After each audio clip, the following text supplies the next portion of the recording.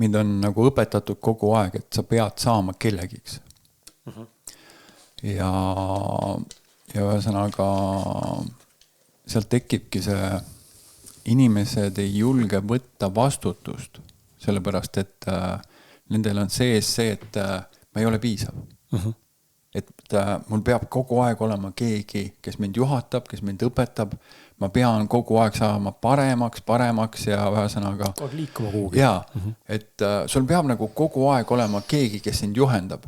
Ja see on, ütleme ju, hakkab juba maast madalast pihta, mida meile hakatakse sisse süstima, et sul peab kogu aeg olema keegi suur juht, õpetaja.